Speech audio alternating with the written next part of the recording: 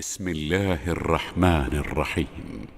وقالوا ما لهذا الرسول يأكل الطعام ويمشي في الأسواق لولا أنزل إليه ملك فيكون معه نذيرا أو يلقى إليه كنز أو تكون له جنة يأكل منها وقال الظالمون إن تتبعون إلا رجلا مسحورا. السلام عليكم ورحمة الله وبركاته. ഖുർആൻ പദം 1200 ദിവസത്തിലേക്ക് എല്ലാവരെയും ഹാർദമായി സ്വാഗതം ചെയ്യുന്നു. പരിശുദ്ധ ഖുർആനിലെ 25-ാമത്തെ അധ്യായമായ സൂറത്തുൽ ഫുർഖാനിലെ 7-8 ആയത്തുകളാണ് ഇന്ന് പഠനവിധേയമാക്കുന്നത്. ക്ലാസ് ആരംഭിക്കുന്നതിനായി ആദരണീയനായ ഡോക്ടർ എ വിലായത്തുള്ള സാഹിബിനെ ക്ഷണിക്കുന്നു. അസ്സലാമു അലൈക്കും വറഹ്മത്തുള്ളാഹി വബറകാതുഹു. അഊദു ബില്ലാഹി മിനശ് ശൈത്വാനിർ റജീം. ബിസ്മില്ലാഹിർ റഹ്മാനിർ റഹീം. وقالوا ما لهذا الرسول يأكل الطعام ويمشي في الأسواق لولا أنزل إليه ملك فيكون معه نذيرا أو يلقى إليه كنز أو تكون له جنة يأكل منها وقال الظالمون إن تتبعون إلا رجلا مسحورا. صدق الله العلي العظيم. സൂറത്തുൽ ഫുർഖാനിലെ 7-8 ആയത്തുകളാണ് ഞാൻ നിങ്ങളെ കേൾപ്പിച്ചിട്ടുള്ളത്. 77 ആയത്തുകളുള്ള സൂറത്തുൽ ഫുർഖാന്റെ ആദ്യ ഭാഗത്താണ് നമ്മളുള്ളത്. തന്റെ ദാസന്റെ മേൽ ജനങ്ങൾക്ക് താക്കീത് നൽകുന്നതിന് വേണ്ടി സത്യാസത്യ വിവേചകമായ ഈ അവസാന വേദഗ്രന്ഥം അവതരിപ്പിച്ചിരിക്കുന്ന അല്ലാഹു ഉത്കൃഷ്ടനായിരിക്കുന്നു, സമുന്നതനായിരിക്കുന്നു, അനുഗ്രഹപൂരിതനായിരിക്കുന്നു എന്നാണ് ഈ സൂറത്തിന്റെ തുടക്കത്തിൽ നമ്മൾ കാണുകയുണ്ടായത്. ആകാശഭൂമികളും മുഴുവനായും തന്നെ അവന്റെ സമ്പൂർണമായ നിയന്ത്രണത്തിലും ആധിപത്യത്തിലും ഉള്ളതാണ്. അതിന്റെ മേൽ മറ്റാർക്കെങ്കിലും എന്തെങ്കിലും അവകാശമോ അതല്ലെങ്കിൽ നിയന്ത്രണമോ ഇല്ല. അവന്റെ ദിവ്യത്വത്തില് പങ്കുകാരായിട്ടും ആരുമില്ല. എല്ലാറ്റിനെയും സൃഷ്ടിക്കുകയും അതിന് ആവശ്യമായ നിർണയം ചെയ്യുകയും ചെയ്തിട്ടുള്ളവൻ അവനാണ്. ഓരോന്നിന്റെയും സൃഷ്ടിഘടനയുമായി ബന്ധപ്പെട്ടുകൊണ്ടും അവയുടെ നിലനിൽപ്പുമായി ബന്ധപ്പെട്ടുകൊണ്ടൊക്കെയുള്ള സകലവിധ പരിമാണങ്ങളും നിശ്ചയിച്ചിരിക്കുന്നത് അവനാണ്. എന്നാൽ ആളുകൾ ഈ കാര്യം ഉൾക്കൊള്ളാതെ യാതൊന്നിനെയും സൃഷ്ടിക്കാൻ കഴിഞ്ഞിട്ടില്ലാത്ത പലതിനെയും ദൈവങ്ങളായിട്ട് സ്വീകരിച്ചിരിക്കുന്നു. അവരൊന്നിനെയും സൃഷ്ടിച്ചിട്ടില്ല. ലാ യഖ്ലുഖൂന ശൈഅ, ഒന്നിനെയും അവർക്ക് സൃഷ്ടിക്കാൻ സാധ്യമല്ല. വഹും യഖ്ലുഖൂൻ, അവര് തന്നെയും സൃഷ്ടിക്കപ്പെട്ടവരാണ്. മാത്രമല്ല തങ്ങൾക്ക് തന്നെ എന്തെങ്കിലും ദ്രോഹം ചെയ്യാനോ ഒന്നും അവർക്ക് സാധ്യമല്ല. മരണത്തിന്റെ മേലോ ജീവിതത്തിന്റെ മേലോ പുനരുജ്ജീവനത്തിന്റെ മേലോ ഒന്നും ഒരു നിയന്ത്രണമുള്ള കൂട്ടരല്ല അവർ. അവർക്കൊന്നും യാതൊന്നും ഈ വിഷയങ്ങളിൽ ചെയ്യാൻ സാധ്യമല്ല. മരണം, ജീവിതം, പുനരുത്ഥാനം, ഇതൊന്നും അവരുടെ നിയന്ത്രണത്തിലുള്ള കാര്യങ്ങളോ അല്ല. എന്നാൽ ഈ ആളുകള് വിശുദ്ധ ഖുർആൻ മുന്നോട്ട് വെക്കുന്ന, ഈ അൽ ഫുർഖാൻ മുന്നോട്ട് വെക്കുന്ന കാര്യങ്ങളെ നിസ്സാരമായി കണ്ടുകൊണ്ട് അവർ പറയുന്നത് ഇന്ന ഹാദാ ഇല്ലാ ഇഫ്കുൻ ഇഫ്തറാഹു, ഇയാള് വ്യാജമായി ചമച്ചുണ്ടാക്കിയിരിക്കുന്ന ഒരു സംഗതിയാണിത് എന്നാണ് അവർ പറഞ്ഞുകൊണ്ടിരിക്കുന്നത്. മാത്രവുമല്ല അവർ തുടർന്ന് പറഞ്ഞപ്പോ ആനഹു അലൈഹി ഖൗമുൻ ആഖറൂൻ, വേറെ ഏതോ ഒരു കൂട്ടര് ഇയാളെ ഇതിനു വേണ്ടി സഹായിക്കുകയും ചെയ്യുന്നുണ്ട്. ഫഖദ് ജാഉ മിൻ ബസൂറ. വളരെ കടുത്ത അക്രമം അല്ലെങ്കിൽ അടിസ്ഥാനരഹിതമായ വ്യാജമായ കാര്യമാണ് അവർ പറയുന്നത്. അവര് വിശുദ്ധ ഖുർആനെ പരാമർശിച്ചുകൊണ്ട് പറയുന്നത് അസാത്തിറുൽ അവ്വലീൻ എന്നാണ്. പൂർവിക സമൂഹങ്ങളുടെ പല പഴങ്കഥകളും കെട്ടുകഥകളും ഐതിഹ്യങ്ങളും ഇതിഹാസങ്ങളും ഒക്കെയാണ് എന്നാണ്. അത് ഇക്തതബഹ, അദ്ദേഹം പകർത്തി എഴുതിയിരിക്കുകയാണ്, പകർത്തി എടുത്തിരിക്കുകയാണ്. ഫഹിയ തുംല അലൈഹി ബുക്രതം വാസീല, പ്രഭാതത്തിലും പ്രദോഷത്തിലുമായിട്ട്, രാവിലെയും വൈകുന്നേരവുമായിട്ട് അദ്ദേഹത്തിന് അങ്ങനെ ഡിക്റ്റേറ്റ് ചെയ്താരോ പറഞ്ഞു കൊടുത്തുകൊണ്ടിരിക്കുകയാണ്. അതങ്ങനെ പകർത്തി വെച്ചിരിക്കുകയാണ് ഇയാള്. ഇങ്ങനെയുള്ള കാര്യങ്ങളൊക്കെയാണ് അവര് വിശുദ്ധ ഖുർആനെ പരാമർശിച്ചുകൊണ്ട് മക്കയിലെ നബി സല്ലല്ലാഹു അലൈഹി വസല്ലമയെ അള്ളാഹുവിന്റെ പ്രവാചകനായിട്ട് ഉൾക്കൊള്ളാൻ സന്നദ്ധരാവാതിരുന്ന ആളുകൾ പറഞ്ഞുകൊണ്ടിരുന്നത്. എന്നാൽ അത് സംബന്ധമായിട്ടുള്ള വസ്തുത എന്താണ് എന്നത് വെളിപ്പെടുത്തി കൊടുത്തോളൂ എന്ന് പറഞ്ഞുകൊണ്ട് അള്ളാഹു തുറന്നു പറയുന്നത് ഖുൽ അൻസലഹു അല്ലദീ യഅലമു സിർറ ഫിസ് സമാവാതി വൽ അർദ്, ആകാശഭൂമികളിലെ സകല നിഗൂഢതകളും അറിയുന്നവനാണ് ഇത് അവതരിപ്പിച്ചിരിക്കുന്നത് എന്ന് അവരോട് പറയുക. ഇന്നഹു കാന ഗഫൂറൻ റഹീമ, അവൻ ഏറെ പുറത്തു കൊടുക്കുന്നവനും കരുണയുള്ളവനുമാണ് എന്നുകൂടി അവരോട് പറഞ്ഞേക്കുക. അപ്പൊ ആകാശഭൂമികളുടെ സൃഷ്ടിപ്പുമായിട്ട് ബന്ധപ്പെട്ടുകൊണ്ടുള്ള സകലവിധ നിഗൂഢതകളും അറിയുന്ന ഒരു ശക്തിക്ക് മാത്രമേ ഈ ഫുർഖാൻ അവതരിപ്പിക്കാൻ സാധിക്കുകയുള്ളൂ. മനുഷ്യനെ പോലെയുള്ള പരിമിതികളുള്ള സൃഷ്ടിജാലങ്ങൾക്കോ ഒന്നും തന്നെ ഉണ്ടാക്കാൻ കഴിയുന്ന ഒരു സംഗതിയല്ല ഈ അൽ ഫുർഖാൻ എന്ന പേരിൽ അള്ളാഹുവോട് വിശേഷിപ്പിക്കുന്ന മൗലിക ഗുണപാടുകളുടെ സമുച്ചയമായ വേദഗ്രന്ഥം. അത് ആകാശങ്ങളുടെ പ്രപഞ്ച സാകല്യത്തിന്റെ നിഗൂഢതകൾ അറിയുന്ന പ്രപഞ്ചനാഥന് മാത്രമേ ചെയ്യാൻ കഴിയുള്ളൂ. നിങ്ങൾ കരുതുന്ന പോലെ ഏതെങ്കിലും പുറം നാട്ടുകാരായ ആരെങ്കിലും സഹായിച്ച് അവരിങ്ങനെ പറഞ്ഞുകൊടുത്ത് നബി സല്ലല്ലാഹു അലൈഹി വസല്ലം പകർത്തി എഴുതി വെച്ച ഒരു സംഗതിയല്ല ഇത്. കാര്യങ്ങളുടെ സകല നിഗൂഢ തലങ്ങളും സൂക്ഷ്മമായിട്ട് അറിയുന്ന പ്രപഞ്ച സൃഷ്ടാവിനല്ലാതെ മറ്റൊരാൾക്കും അത് നൽകുക സാധ്യമല്ല. അതാണ് വസ്തുത. എന്നാൽ ഈ ആളുകള് മുഹമ്മദ് നബി സല്ലല്ലാഹു അലൈഹി വസല്ലമിനെ കുറിച്ച് പറഞ്ഞുകൊണ്ടിരുന്ന കാര്യങ്ങളാണ് തുറന്ന് അള്ളാഹു ചൂണ്ടിക്കാണിക്കുന്നത്. വഖാലു, അവരിങ്ങനെ കൂടി പറയുകയുണ്ടായി. നമ്മൾ വായിച്ച ആയത്തുകൾ തുടങ്ങുന്നത് ഇവിടുന്നാണ്. വഖാലു, അവർ പറയുന്നത് ഇങ്ങനെയാണ്, മാലി ഹാദർ റസൂൽ, ഇതെന്തൊരു റസൂലാണ്, ഇതെന്തൊരു പ്രവാചകനാണ്, ഇതെന്തൊരു ദൂതനാണ്, യഅ്കുലു തഅമ വയംശി ഫിൽ അസ്വാഖ്, ഭക്ഷണം കഴിക്കുന്നു, അങ്ങാടികളിലൂടെ നടക്കുന്നു, ഇങ്ങനെയൊക്കെ ചെയ്യുന്ന അങ്ങനെ ഇത് വെറും ഒരു സാധാരണ മനുഷ്യന്റെ പ്രകൃതല്ലേ. ഇയാൾ എങ്ങനെയാണ് പ്രവാചകനാവുക? ഇയാൾ എങ്ങനെയാണ് ദൂതനാവുക? ആകാശഭൂമികളുമായി ബന്ധപ്പെട്ട നിഗൂഢതകൾ വെളിപ്പെടുത്തുന്ന ഈ അൽ ഫുർഖാൻ അവതരിപ്പിക്കാൻ അല്ലെങ്കിൽ അത് കൊണ്ടുവരാൻ, എന്നിട്ട് അതിന്റെ അടിസ്ഥാനത്തിൽ താക്കീത് ചെയ്യാൻ ഇയാൾക്ക് എന്ത് യോഗ്യതയാണുള്ളത്? ഇയാള് നമ്മളൊക്കെ പോലെ തന്നെ സാധാരണ മനുഷ്യരെ പോലെ ഭക്ഷണം കഴിക്കുന്നു, അങ്ങാടികളിലൂടെ നടക്കുന്നു, ഇങ്ങനെയൊക്കെ ചെയ്യുന്ന ഒരാള് ഇതെന്തൊരു റസൂലാണ്, ഇങ്ങനെ ഉണ്ടാവുമോ എന്നാണ് അവരുടെ ചോദ്യം. ലൗല ഉൻസില ഇലൈഹി മലക്കുൻ, എന്താ ഇയാളോടൊപ്പം ഒരു മലാഖെ ഇറക്കാതിരുന്നത്? ഫയകൂന മഅഹു നദീറ, അദ്ദേഹത്തോടൊപ്പം ഒരു താക്കീതുകാരനായിട്ട്, എന്ന് പറഞ്ഞാൽ ഈ പ്രവാചകൻ ജനങ്ങളോട് കാര്യങ്ങൾ പറയുമ്പോ അത് ഉൾക്കൊള്ളാനും സ്വീകരിക്കാനും ഒന്നും ജനങ്ങള് സന്നദ്ധരാകാതിരിക്കുന്ന ഘട്ടങ്ങളിൽ അവരെ ഭയപ്പെടുത്തുന്നതിനും താക്കീത് ചെയ്യുന്നതിനും ഭീഷണിപ്പെടുത്തുന്നതിനുമായിട്ട് അയാളുടെ കൂടെ എന്തേ ഒരു മലക്കിനെ പോലും അയക്കാതിരുന്നത്? ഇയാള് തനിച്ചാണല്ലോ വന്നിരിക്കുന്നത്.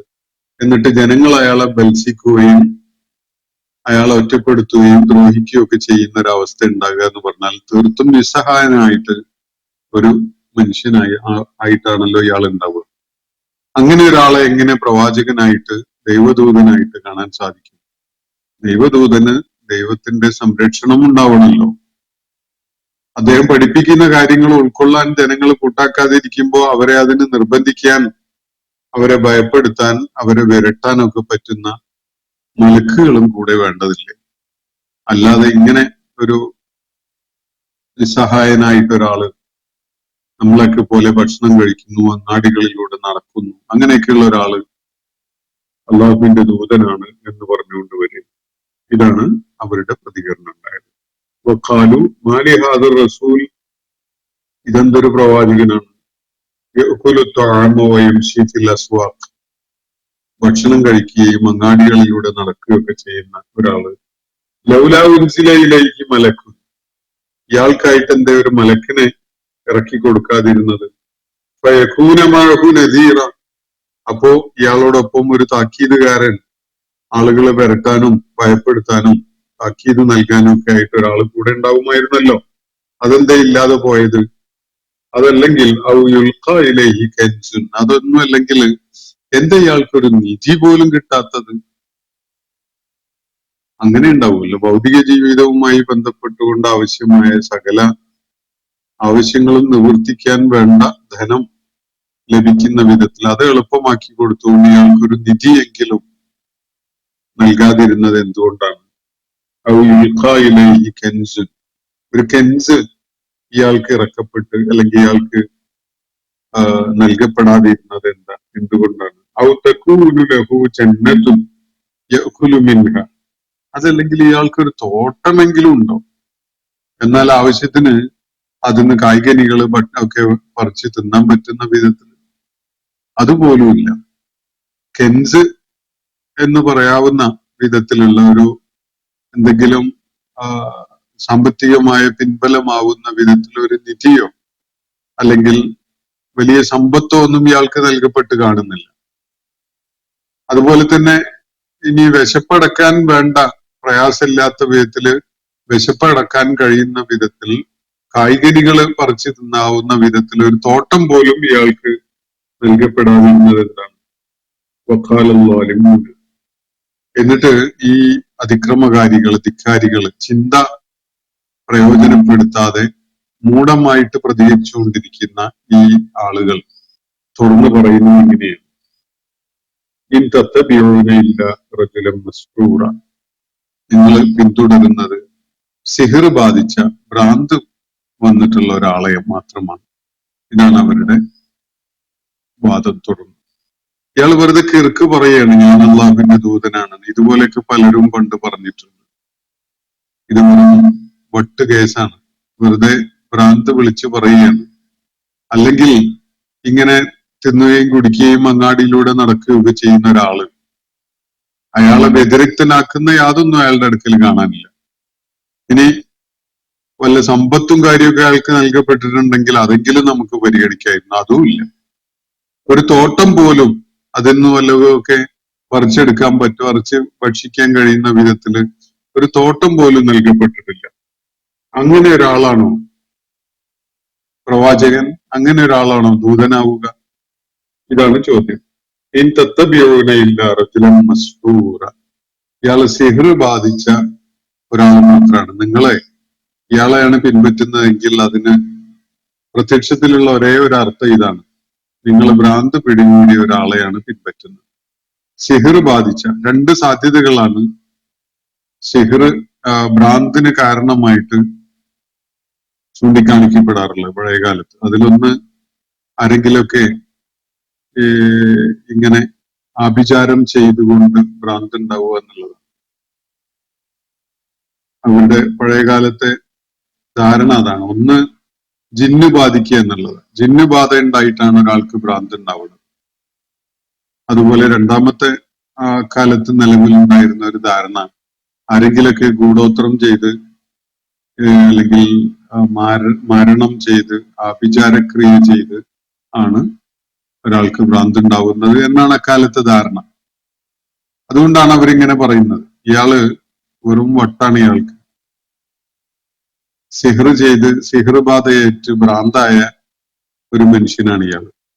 അങ്ങനെ ഒരാളെയാണ് നിങ്ങൾ പിൻപറ്റുന്നത്, മുഹമ്മദിനെയാണ് നിങ്ങൾ പിൻപറ്റുന്നതെങ്കിൽ അതിന്റെ അർത്ഥം നിങ്ങൾക്ക് ഭ്രാന്ത് വന്ന ഒരാൾക്ക് സിഹർ ബാധിച്ച് തലക്ക് വെളിവില്ലാണ്ടായ ഒരാളെയാണ് നിങ്ങൾ പിൻപറ്റുന്നത് എന്നാണ് അവര് പറയുകയുണ്ടായത്. അപ്പൊ ഇതൊക്കെയാണ് അവർ മുന്നോട്ട് വെക്കുന്ന വാദഗതികൾ.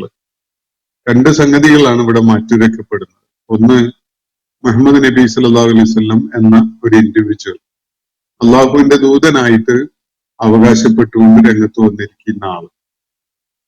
രണ്ടാമത്തത്, അദ്ദേഹം ജനങ്ങളുടെ മുന്നിൽ അവതരിപ്പിക്കുന്ന ദൈവിക വെളിപാടുകൾ അൽ ഫുർഖാൻ എന്ന പേരിൽ പരാമർശിച്ചുകൊണ്ട് ഇവിടെ പറയുന്ന വേദഗ്രന്ഥം.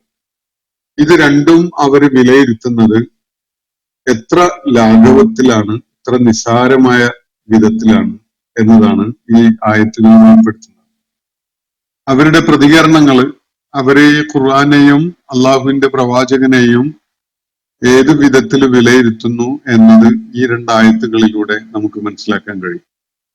ഗൗരവത്തിലുള്ള ഒരു പഠനം ഈ രണ്ട് കാര്യത്തെക്കുറിച്ചും അവർ നടത്താൻ കൂട്ടാക്കുന്നില്ല.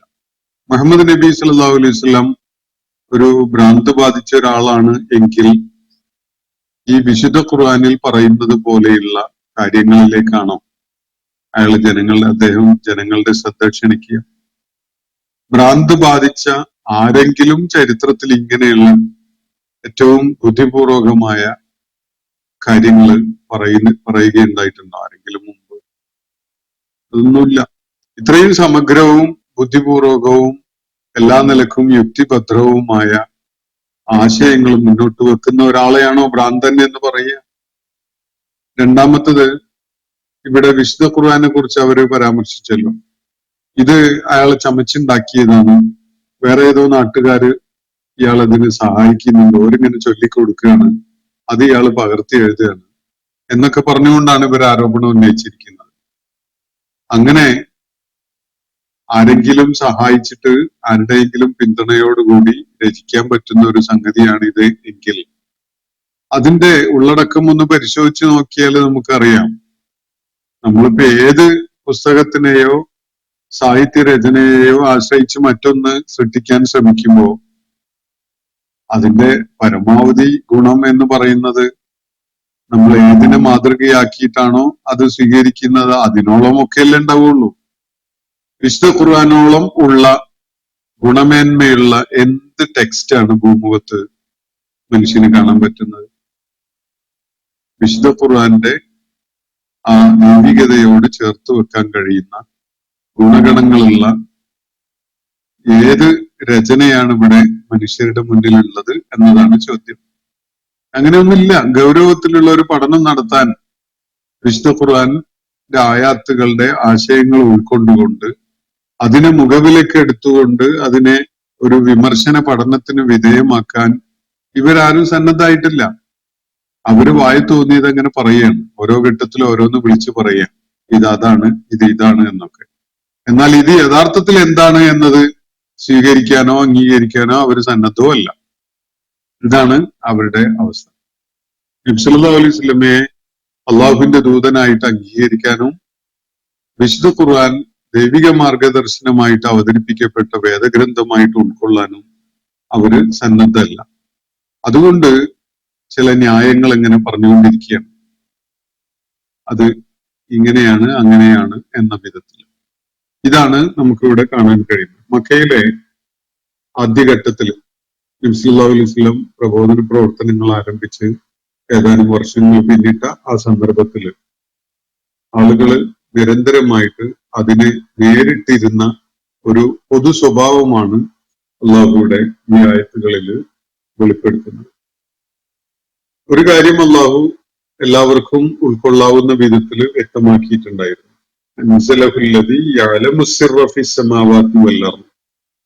ആകാശഭൂമികളുടെ സകല നിഗൂഢതകളും അറിയുന്നവനല്ലാതെ ഇങ്ങനെ ഒരു വേദഗ്രന്ഥം ഇറക്കാൻ സാധ്യമല്ല. അതുകൊണ്ട് നിങ്ങളുടെ ഈ വളരെ അബദ്ധജടിലമായ സംസാരമൊക്കെ അവസാനിപ്പിച്ച് കാര്യങ്ങളെ ശരിയായ വിധത്തിൽ മനസ്സിലാക്കി നിങ്ങൾ പശ്ചാത്തപിച്ച് മടങ്ങും. അപ്പോ അള്ളാഹു തീർച്ചയായിട്ടും നിങ്ങൾക്ക് പുറത്തു തരികയും നിങ്ങളോട് കരുണ ചെയ്യുകയും ചെയ്യും. ഇതാണ് അള്ളാഹു ഒരു ഭാഗത്ത് ഓഫർ ചെയ്യുന്നത്. എന്നാൽ അവർ തുടർന്നും പറയുന്നത് ഇതെന്തൊരു പ്രവാചകനാണ്, ഇങ്ങനെ ഉണ്ടാവുമോ? ഒരാളിങ്ങനെ ഭക്ഷണം കഴിച്ചുകൊണ്ട് നടക്കുക, അങ്ങാടിയിലൂടെ നടക്കുക, അങ്ങനെയൊക്കെ ചെയ്യുന്ന യാതൊരു വ്യത്യസ്തതയും ഇല്ലാത്ത ഒരാള് ഇയാളെങ്ങനെ പ്രവാചകനാവുക എന്നതാണ് അവർ ചോദിക്കുന്ന ചോദ്യം. അവരെ സംബന്ധിച്ചിടത്തോളം ഒരു പ്രവാചകനാവാൻ ഒന്നുകിൽ അയാളെ അക്കമ്പനി ചെയ്തുകൊണ്ടൊരു മലക്ക് വരേണ്ടതുണ്ട്. എന്നിട്ട് ആ മലക്ക് ആ പ്രവാചകനെ പ്രതിരോധിക്കണം. ആ പ്രവാചകൻ മുന്നോട്ട് വെക്കുന്ന ദൗത്യം ഉൾക്കൊള്ളാത്തവരെ ഭീഷണിപ്പെടുത്തണം, ഭയപ്പെടുത്തണം, ഇങ്ങനെ പലതും ചെയ്യും. അതുപോലെ തന്നെ അവരെ സംബന്ധിച്ചിടത്തോളം പ്രവാചകനായി അംഗീകരിക്കപ്പെടണമെങ്കിൽ അയാള് നല്ല ഗരിമയുള്ള ഒരാളാവണം. ധാരാളം സമ്പത്ത് വേണം. സമ്പത്തിന്റെയും സ്ഥാനത്തിന്റെയും പ്രൗഢിയുടെയൊക്കെ പേരിൽ ആളുകൾക്കിടയിൽ എങ്ങനെ വേറിട്ട് നിൽക്കുന്ന ഒരാളാവണം. എന്നാലേ പ്രവാചകനായിട്ട് അംഗീകരിക്കാൻ പറ്റൂ എന്നതാണ് അവരുടെ മനസ്സിലിരിപ്പ്. ഇത് ഭൗതിക ലോകത്ത് നമ്മൾ കണ്ടുകൊണ്ടിരിക്കുന്ന മിക്കവാറും എല്ലാ ജീവിത മേഖലകളിലും ആളുകൾ സ്വീകരിക്കുന്ന ഒരു നിലപാടാണത്. നമ്മൾ പറയാറുണ്ടല്ലോ, ആളുവില പുല്ലുവില എന്നൊക്കെ പറയാറുണ്ട്. ആളുടെ സ്റ്റേഷൻ അനുസരിച്ച് അയാളുടെ സാമ്പത്തിക ശേഷി, സമൂഹത്തിലുള്ള അയാൾക്കുള്ള സ്ഥാനം, ഇതൊക്കെ അനുസരിച്ചാണ് അയാൾ പറയുന്നതിനുള്ള വില എന്നാണ് പൊതുവെ പരിഗണിക്കപ്പെടാറുള്ളത്. യഥാർത്ഥത്തിൽ അതാണോ? ഏത് കുടുംബത്തിൽപ്പെട്ട ഏത് പദവിയിൽ ഇരിക്കുന്ന ആള് പറയുന്നു എന്നതല്ല ഒരു കാര്യത്തിന് പ്രസക്തമാക്കുന്നത്. പറയുന്ന കാര്യം എത്രത്തോളം യുക്തിഭദ്രമാണ്, ബുദ്ധിപൂർവകമാണ് എന്നതാണ് ഒരു ആള് മുന്നോട്ട് വെക്കുന്ന ആശയം ശരിയാണോ തെറ്റാണോ എന്നതൊക്കെ തീരുമാനിക്കുന്നതിനുള്ള അടിസ്ഥാനം. പണക്കാരനാണ്, രാജാവിന്റെ മകനാണ്, ധനാഢ്യനാണ്, സ്വാധീനമുള്ള ആളാണ് പറയുന്നത് അതുകൊണ്ട് ശരിയാണ്, അതുകൊണ്ട് നമ്മളൊക്കെ അത് കേൾക്കണം എന്ന് പറയുന്നത് വളരെ സില്ലിയായിട്ട് ചിന്തിക്കുന്ന നിസാരന്മാരായ ആളുകൾക്ക് മാത്രമേ അങ്ങനെ പറയാൻ കഴിയുള്ളൂ. സ്വന്തം ബുദ്ധിയെ പലതിലും പണയം വെച്ചുകൊണ്ട് ജീവിക്കുന്ന തരം ആളുകൾ, സ്വന്തം മസ്തിഷ്കത്തെ പ്രയോജനപ്പെടുത്താത്ത മൂഢമായ പല അബദ്ധജടിലമായ പല കാര്യങ്ങൾക്കുമായിട്ട് സ്വന്തം ബുദ്ധിയെ പണയം വെച്ച് കഴിയുന്ന തരം ആളുകൾക്ക് മാത്രമേ പണക്കാരന്റെ മകൻ അല്ലെങ്കിൽ വലിയ അധികാരിയുടെ മകനാണ് പറയുന്നത് അതുകൊണ്ട് നമുക്ക് കൂടെ നിൽക്കാം എന്ന നിലപാട് സ്വീകരിക്കുകയുള്ളൂ. വ്യക്തിത്വമുള്ള, ബുദ്ധിയുള്ള, വിവേകമുള്ള, യുക്തിബോധമുള്ള ഒരാൾക്കും തന്നെ അങ്ങനെ പണമുള്ളവന്റെയും സ്വാധീനമുള്ളവന്റെയും കൂടെ നിൽക്കുക എന്നൊരു നിലപാട് സ്വീകരിക്കാൻ സാധ്യമല്ല. ഇവിടെ പക്ഷെ മുഹമ്മദ് നബി സല്ലല്ലാഹു അലൈഹി വസല്ലമയോട് സമൂഹത്തിലെ ഭൂരിഭാഗം ആളുകളും സ്വീകരിക്കുന്ന ഒരു നിലപാടാണ് അള്ളാഹുവിടെ ചൂണ്ടിക്കാണിക്കുന്നത്. അവരെ സംബന്ധിച്ചിടത്തോളം ഭക്ഷണം കഴിക്കുക, അങ്ങാടികളിലൂടെ നടക്കുക ഒക്കെ ചെയ്യുന്ന ഒരാള്, ഒരു സാധാരണ മനുഷ്യൻ മാത്രമല്ല, അയാൾക്ക് പറയത്തക്ക എടുത്തു പറയാവുന്ന വിധത്തിലുള്ള സമ്പത്തൊന്നും നൽകപ്പെട്ടിട്ടില്ല, അല്ലെങ്കിൽ സ്വന്തം ഉടമസ്ഥതയിൽ ധാരാളം കായ്കനികൾ ഉള്ള ഒരു തോട്ടമൊന്നുമില്ല. അങ്ങനെയൊക്കെയുള്ള ഒരാളെ എങ്ങനെയാണ് ഇപ്പൊ പ്രവാചകനായിട്ട് അംഗീകരിക്കുക എന്നാണ് അവർ ചോദിക്കുന്ന ചോദ്യം. ഇങ്ങനെയുള്ള ചോദ്യം ചോദിക്കാൻ സമൂഹത്തിലെ ബഹുഭൂരിപക്ഷം ആളുകൾക്കും സാധിക്കും. കാരണം ആളുകളുടെ ഒരു നിലപാട് അങ്ങനെയൊക്കെയാണ്. പണമുള്ളവന്റെ, സ്വാധീനമുള്ളവന്റെ, അല്ലെങ്കിൽ എന്തെങ്കിലുമൊക്കെ എടുത്തു പിടിച്ച് കാണിക്കാൻ ഭൗതികമായിട്ടുള്ള എന്തെങ്കിലും നേട്ടങ്ങൾ കയ്യിലുള്ള ആളുകളെ, ഇതിനൊക്കെയാണ് ആളുകൾ ഉണ്ടാകുക. അതിന് ആളുകൾ സന്നദ്ധമായി വരും. എന്നാൽ മനുഷ്യബുദ്ധിക്ക് എക്കാലത്തും തൃപ്തി നൽകുന്ന, മനുഷ്യബുദ്ധിയോടോ യുക്തിബോധത്തോടോ ഇടയാത്ത ഏറ്റവും ഗംഭീരമായ ഒരു ആശയം മുന്നോട്ട് വെക്കുന്ന ഒരാളെ തിരിച്ചറിയുക എന്നത് സത്യസന്ധതയുള്ള, ബുദ്ധിപരമായ സത്യസന്ധതയുള്ള ആളുകൾക്ക് മാത്രമേ സാധിക്കുകയുള്ളൂ. മറ്റുള്ളവര് അവരുടെ ബുദ്ധിയെ പണയം വെച്ചുകൊണ്ടാണ് ജീവിക്കുന്നത്. അതുകൊണ്ട് തന്നെ അവർക്ക് അത് ഉൾക്കൊള്ളാൻ സാധിക്കുകയില്ല എന്നതാണ് വസ്തുത. അപ്പോ ഇവര് ഉന്നയിച്ചിരിക്കുന്ന ചോദ്യം ഇതാണ്: ഇങ്ങനെ അങ്ങാടികളിലൂടെ നടക്കുന്ന, ഭക്ഷണം കഴിക്കുന്ന ഒരാള്, ഇയാളെങ്ങനെയാണ് ഒരു പ്രവാചകനാവുക?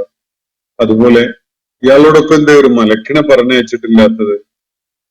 അങ്ങനെയാണെങ്കിൽ ഒരു താക്കീതുകാരനായിട്ട് മലക്ക് കൂടെ മുന്നിലും പിന്നിലുമായിട്ട് അങ്ങനെ ഉണ്ടായിരുന്നെങ്കിൽ അത് കൂടുതൽ ഫലപ്രദമാകുമായിരുന്നില്ലേ എന്നൊക്കെയാണ്.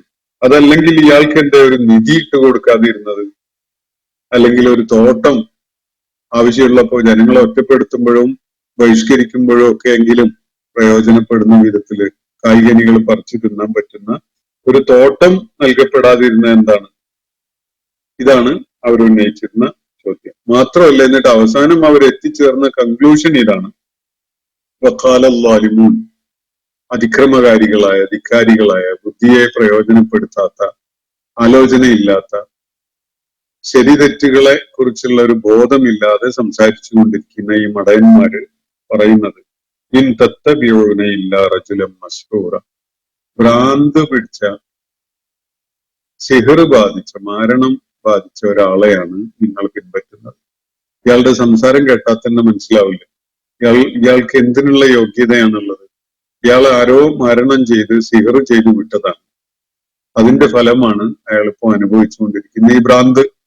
അങ്ങനെ ഭ്രാന്തായ ഒരാളെയാണ് നിങ്ങൾ പ്രവാചകൻ എന്നുള്ള നിലക്ക് ഇപ്പോ പിൻപറ്റുന്നത് എന്നാണ് അവർ പറഞ്ഞുകൊണ്ടിരിക്കുന്നത്. ആളുകളുടെ പൊതു നിലപാട് ഇത് തന്നെയാണ്. സമൂഹത്തിന്റെ പൊതു ഒഴുക്കിനെതിരെ ആരെങ്കിലും നിലക്കൊള്ളുന്നുവെങ്കിൽ അയാൾ സത്യം ഉൾക്കൊണ്ടുകൊണ്ടാണ് നിലക്കൊള്ളുന്നത് എന്നൊന്നും നോക്കാൻ അവര് സന്നദ്ധാവില്ല.